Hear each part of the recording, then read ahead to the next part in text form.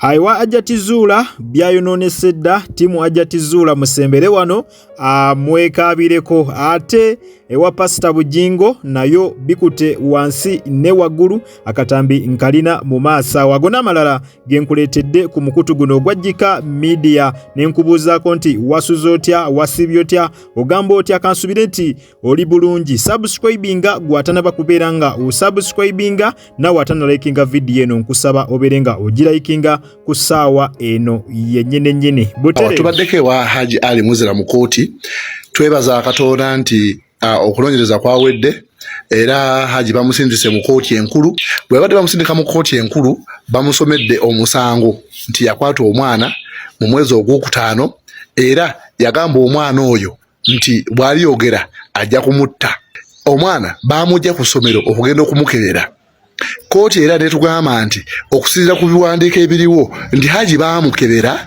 ne bamusanga ng'omusaayi gwe mulamu awamu n'omutwe gwe. Yes, abutereve ensonga nno bwe zityo bwe ziyimiridde saidi zeeyo. Olunaku olw'eggulo yabadde kooti era nga kooti olwawedde abamu bavuddeyo nga basanyufu weewaawo nga n'abalala bavuddeyo nga banyiikaavu nnyo nga bw'okiwulira mu banyiikaavu kanguwa akatambi olaba abantu abanyiika. Haji sent to High Court. Ne it's really saddening okulaba some of you nga muli bazadde nga muli nga guno omusango mugufudde awo between men and women. Mugutadde ku gender balance. Please, this is not a gender balance war. It's not a war between men and women. It's a case about a child who was defiled and needs justice.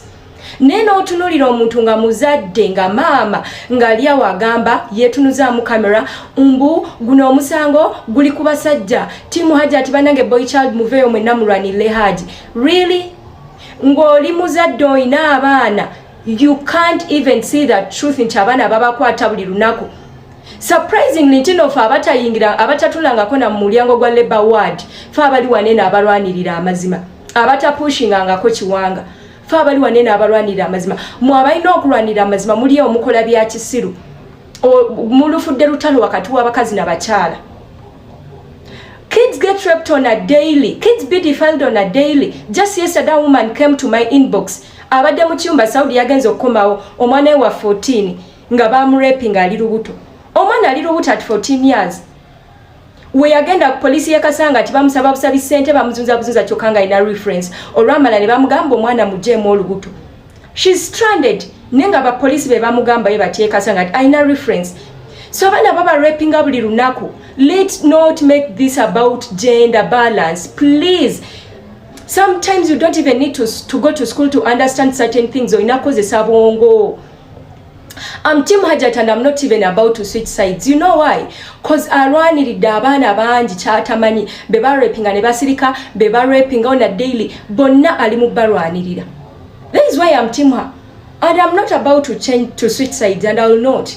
Yes, njagamba omukazi oyo mutuufu mu ngeri emu oba endala naye yerabidde ekintu kimu nti kituufu ddala abaana bakozesebwa abasajja bakozesa abaana naye engeri abasajja gye bakozesaamu abaana tesinga ngeri bakazi gye bawaayirizaamu basajja nti ate bakozesezza ki bakozesezza abaana. Abantu batuufu nnyo okulemera ku guno omusango, abantu batuufu nnyo okusayidinga ne Haji Ali olw'ensonga emisango mingi nnyo egize gibaawo abasajja ne babasiba mu bintu ebitakwatagana mufunyemu obutakkaanya omukyala n'agenda kuwaabira nti weewaawo wakwata omwana definitely baba balina kukukwata era oluvannyuma newe kiba kizuuliddwa nti ddala tewakwata naye at least obeera omazeeyo emyaka ng'ebiri oba gumu oba esatu nga muli eyo muli mu nsonga za musango za kwata mwana weewaawo nga olinza n'okubanga mwattu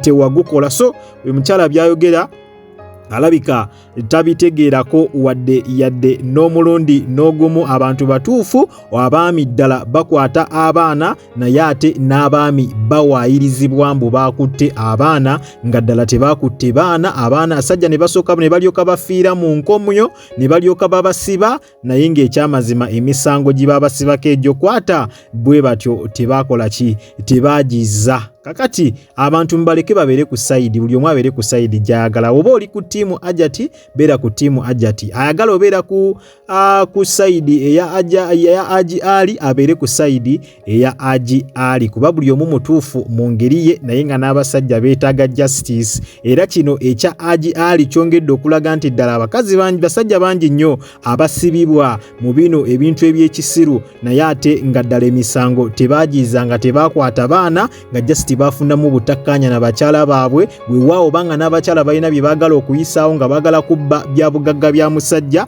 bwe basinziirira basobole okubeera nga bwe batyo basibisa abaami baabwe mu misango gino egya rape ne defilement. Ate nno bwe tweyongerayo mu mawulire amalala, ensonga za Pastor Bugingo zikyakutte wansi ne waggulu. Kankuzenyera akatambi n'oluvannyuma tweyongere maaso. Emirambo tegivanga mu nnyumba zaabwe, emirambo tegivanga mu nnyumba zaabwe. Pastor Bugingo kyonna kyabala kikulu. Eira ayagala kubandiga mu kyaki nga yabakoowadde alina olunaku lwale baatulira.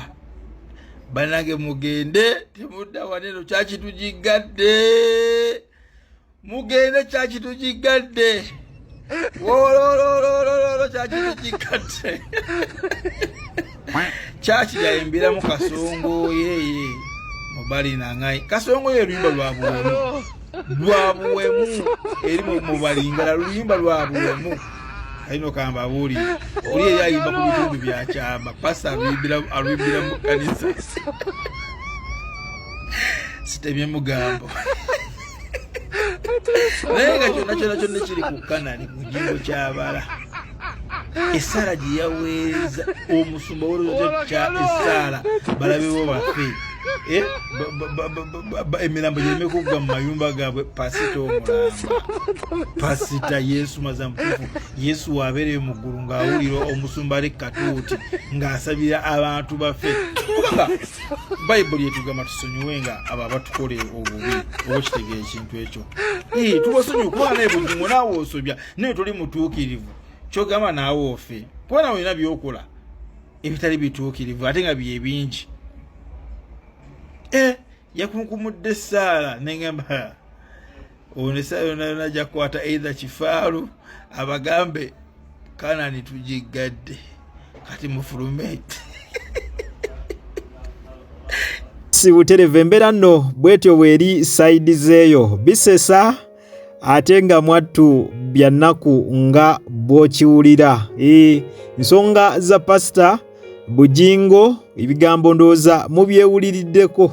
Nkugambye ebisesa ate nno nga mwattu si birungi wadde yadde n'akatono. Oyo ye mukulu Pastor Bugingo. Oluvannyuma lw'okuvaayo wiiki eno yennyini n'asaba essaala ye gye yagamba nti yagiweereza balabe be, yagiweereza abo abantu abatamwagala, yagiweereza abo abantu abamulwana ku mukutu ogwa social media. Essaala eyogeza abantu obwama. Omusajja yagamba obeere ng'olikodinga ka video oba ka audio, essimu ekwatikire mu ngalo. Omusajja yali mukambwe muko. Omusajja musaala eyo gye yasaba yali mukambwe muko, teyayina wadde yadde ekigambo ekirungi eri abamuwalana, eri abamulwana n'abo abatamwagala. Yali munyiivu muko era nga essaala eyo gye yasaba eyogezezza abantu obwama. Nga beebuuza mazima ddala kiki ekyatuuka ku pasita waffe, kiki ddala ekituufu ekireetedde pasita waffe okubeera nga yeeyisa mu ngeri efaananako bw'etyo. Tetuganye abantu bamulwana naye essaala efaanaganako bw'etyo yali mbu teyeetaagisa abantu abasinga bwe batyo bwe bali mu kubeera nga munnange ate boogera bagamba essaala efaanaganako bw'etyo okuva mu musumba. Ekyo tekiriiyo era tebakirabangako wadde yadde n'omulundi n'ogumu. Essaala yo eyogezezza abantu obwama ne bagamba lwaki musumba tasonyiwa.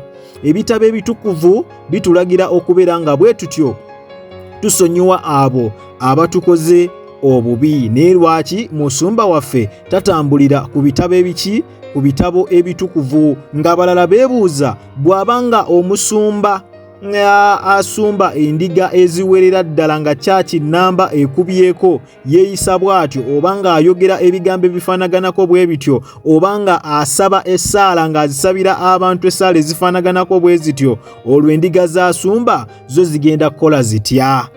Endiga z'asumba zo zigenda kukola zitya abantu abazisobezza? Kubanga ebitabo bitubuulira okubeera nga tusonyiwa abo abatukoze obubi. Naye kati bw'abanga omusumba akulembera emitwalo n'emitwalo gy'abantu endiga ezibeera mu kyaki, lwaki wabanga ddala essaala asobola osaba efaanaganako bwe batyo z'endiga zigenda kola zitya? Zigenda sabira basaala ki eri abantu abazikola obubi? Bannange ensonga nno zikyali za Pastor Bugingo ze zikyakutte wansi ne waggulu ng'abantu beebuuza ebibuuzo bingi nnyo ku ssaala eno omukulu Pastor Bugingo gye yasabye, gye yaweereza abatamwagala, gye yaweereza abakola ki, abamulwana. Tujja beera nga updates bwe tutyo tuzikutuusaako butereevu wano ku Jika Media. Gwe ky'olina okukola kiri kimu, kyakwekuumira bwekuumizi ku mukutu guno ogwa Jika Media. Era ekyasinga okuleeta essaala eyo abasinga bagamba ekyaleetera Pastor Bugingo okubeera nga asaba essaala efaanaganako bwetyo kyava ku kubeera nga waliwo omukyala amanyikiddwa nga Irene gwe bagamba nti yafiira ku kyaki.